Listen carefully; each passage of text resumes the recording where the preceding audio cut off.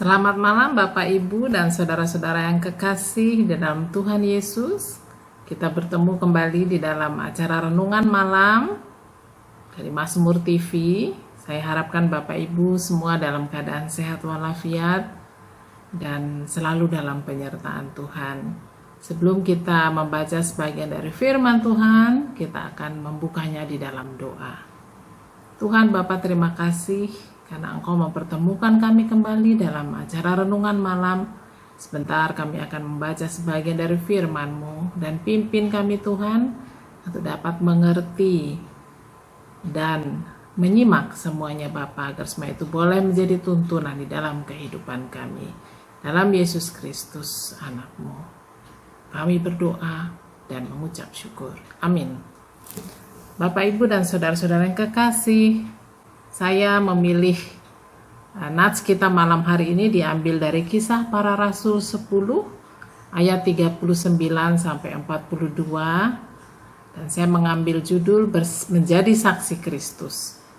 Nats ini adalah bagian dari pertemuan Rasul Petrus dan Kornelius.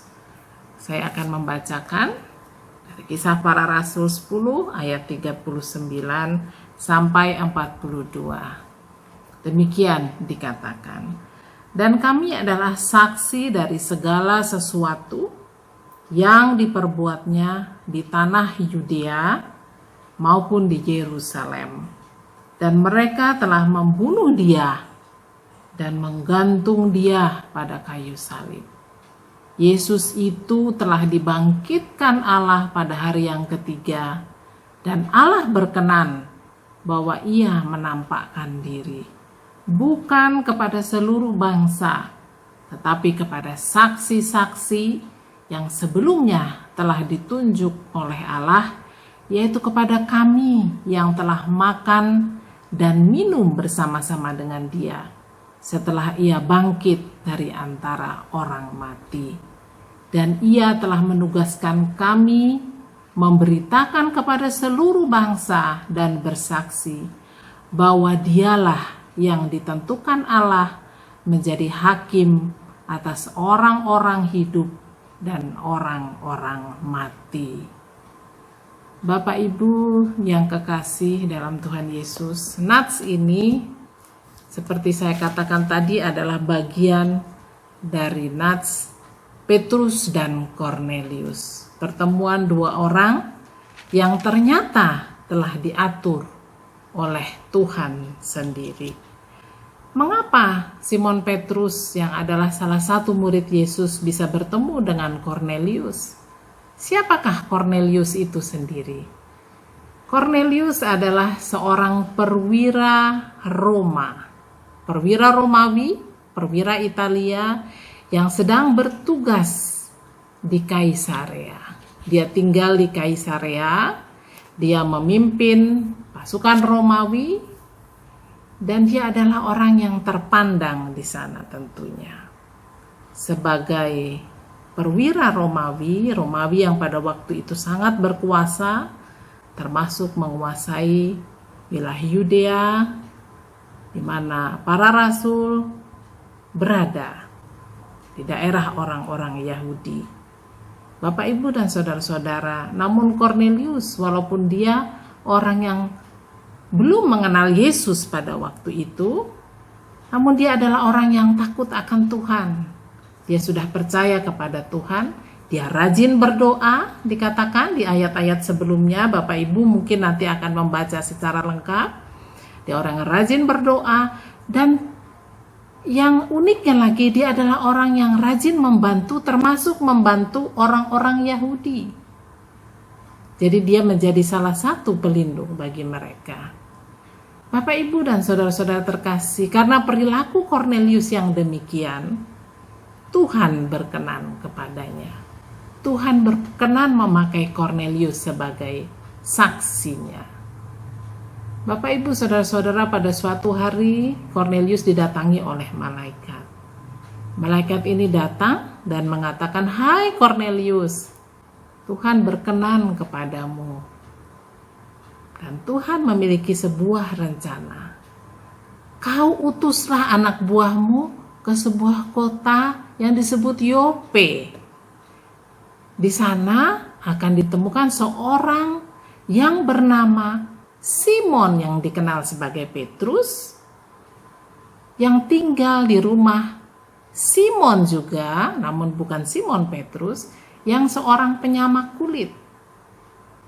Kornelius mendapatkan pesan itu langsung dari malaikat, Bapak, Ibu, dan saudara-saudara kekasih. Sebuah mukjizat bagi dia. Dan Kornelius sebagai orang yang takut akan Tuhan mendengar suara itu, mendapat kedatangan roh dari Allah itu, percaya.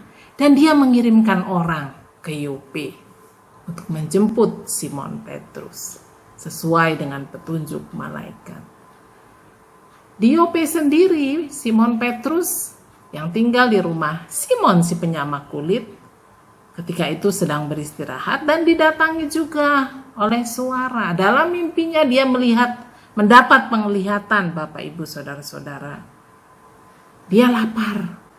Dan ketika dia lapar, turunlah sebuah seperti kain yang ada empat ujung-ujungnya, dan di atas kain itu terdapat bermacam-macam binatang. Yang uniknya, binatang-binatang ini adalah yang tidak dimakan oleh orang Yahudi, yang dianggap haram. Dan dikatakan oleh suara ini, Simon Petrus, bangunlah dan makanlah. Simon Petrus tentunya bingung, kenapa saya diminta untuk makan itu? Dia menjawab, aku tidak mengerti. Ini adalah makanan yang tidak boleh dimakan oleh orang Yahudi. Mengapa saya diminta untuk makan itu?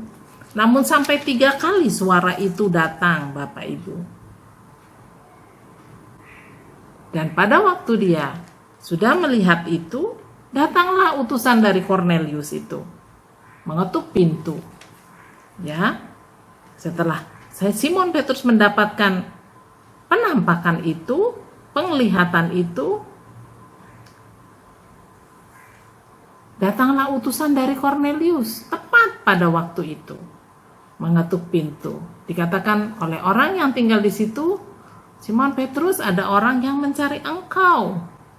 Nah, itulah utusan dari Kornelius. Dan mereka menyatakan bahwa saya diminta untuk menjemput Simon Petrus, dan Simon Petrus mengatakan, itulah saya. Sayalah Simon Petrus. Lalu mereka beristirahat, esoknya mereka pun berangkat ke Kaisarea. Bapak, Ibu, dan saudara-saudara yang kekasih, disinilah pertemuan dari 2 orang yang berbeda latar belakang. Kornelius yang adalah orang Romawi, belum mengenal Tuhan Yesus, dan Simon Petrus yang adalah orang Yahudi. Pada waktu itu orang Yahudi tidak boleh berkomunikasi dengan orang-orang di luar Yahudi. Dan Simon Petrus juga pada waktu itu memiliki pengertian bahwa berita tentang Tuhan Yesus tidak boleh disampaikan, atau dia belum menyampaikan kepada orang-orang di luar Yahudi. Nah, disinilah Tuhan memiliki rencana, Bapak, Ibu. Dan disinilah Petrus akhirnya mengerti bahwa kesaksian tentang Tuhan Yesus, berita cinta kasih itu, berita keselamatan itu, bukan hanya untuk orang Yahudi. Akhirnya setelah dia bertemu dengan Kornelius, Kornelius menanti kedatangan Simon Petrus dengan seisi rumahnya, dengan sahabat-sahabatnya, seluruh keluarganya. Sangat indah penerimaan Kornelius, dan Simon Petrus pun kagum akan ketaatan dari Kornelius.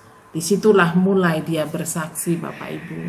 Mulailah dikatakannya yang dari ayat 39 tadi, bahwa hai Kornelius, aku telah dipimpin Tuhan untuk datang ke rumahmu. Dia menceritakan peristiwa yang dia terima, dan akhirnya dia menyadari bahwa berita sukacita itu bukan hanya untuk orang Yahudi, bahwa itu juga untuk orang lain. Dan Kornelius adalah menjadi bagian dari kesaksian Simon Petrus yang pertama kepada orang-orang di luar Yahudi. Disinilah mulai Simon Petrus mengatakan bahwa saya adalah saksi Kristus. Saya adalah saksi Tuhan Yesus. Saya sendiri telah hidup bersama-sama Dia. Saya telah menjalani 3 tahun ya kurang lebih perjalanannya, mendapatkan pelajaran tentang cinta kasih. Saya mengenal Dia. Apa yang diperbuatnya di tanah Yudea maupun di Yerusalem, dikatakan di ayat 39 Bapak Ibu, bahwa Dia betul menderita sengsara oleh pemerintahan Romawi, dan bahwa Ia betul telah disiksa, dibunuh, dan digantung di kayu salib. Untuk apa? Di sini Rasul Petrus menyatakan kesaksiannya, dan bahwa Yesus itu sendiri telah bangkit mengalahkan, betul mati, dan telah bangkit mengalahkan kematian. Dia bangkit dari antara orang-orang mati pada hari yang ketiga, dan Allah berkenan bahwa Ia menampakkan diri. Dan setelah Ia bangkit, aku telah makan dan minum. Di sini Petrus menyatakan bahwa kebangkitannya itu benar, bahwa Dia telah bangkit dan saya bisa merasakan kehadirannya. Ya, dan Dia telah makan, dikatakan di ayat 41, bukan kepada seluruh bangsa, tetapi Dia pertama, Simon Petrus mengatakan bahwa Dia menjadi saksi bukan kepada seluruh bangsa, tapi yang sebelumnya bukan kepada seluruh bangsa tetapi kepada saksi-saksi. Yesus itu menyaksikan dirinya, menampilkan dirinya setelah kematiannya, kebangkitannya, bukan kepada semua orang, tapi kepada saksi-saksi yang telah sebelumnya ditunjuk oleh Allah, yaitu kepada kami yang telah makan dan minum bersama-sama dengan Dia setelah Ia bangkit dari antara orang mati. Jadi di sini Petrus bersaksi, dia adalah saksi yang betul melihat kejadian itu. Dia betul melihat bahwa Yesus disalibkan, dia betul menyaksikan bahwa Yesus betul mati, dan dia betul bangkit pada hari ketiga, dan dia telah makan dan minum dengan Yesus yang bangkit dari kematian itu.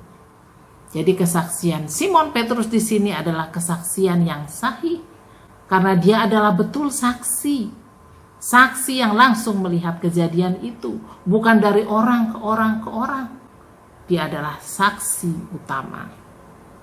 Dan Ia, di ayat 42, dan Ia telah menugaskan kami memberitakan kepada seluruh bangsa dan bersaksi.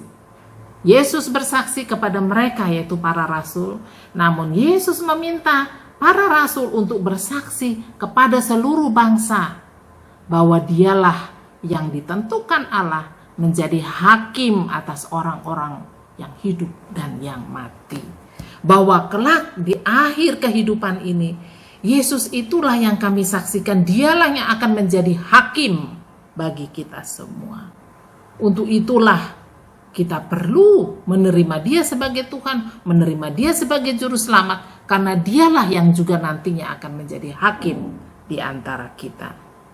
Bapak, Ibu, dan saudara-saudara terkasih, Kornelius percaya, dan dengan bantuan Roh Kudus setelah Simon Petrus bersaksi, Roh Kudus pun turun di antara mereka, dan semua orang yang hadir di situ, Kornelius dan orang-orang yang di sana, keluarganya, sahabat-sahabatnya, dimasuki oleh Roh Kudus dan mereka berbahasa roh. Di situ nyata bahwa Roh Kudus menerima mereka, bahwa kesaksian itu nyata dan diterima oleh Kornelius dan keluarganya. Pekerjaan Roh Kudus nyata pada saat itu, Bapak, Ibu, saudara-saudara, setelah Simon Petrus bersaksi. Dan di akhir cerita, Simon Petrus pun melihat di mana Roh Kudus telah hadir, mereka telah berbahasa roh, mereka semua dimasuki oleh Roh Kudus, maka tidak ada salahnya kalau orang-orang ini menerima baptisan. Bapak, Ibu, pertemuan itu diakhiri dengan dibaptisnya Kornelius dan seisi rumahnya. Dan Kornelius pun turut merasakan keselamatan yang Tuhan Yesus berikan. Kesaksian Simon Petrus itu disambut oleh Kornelius dan seisi rumahnya. Nyata sekarang bahwa pekerjaan Roh Kudus itu betul-betul ada bila kita betul-betul percaya. Bila kita membuka hati kita seperti Kornelius, mengikuti perintah dari malaikat, mengirimkan orang ke Yope.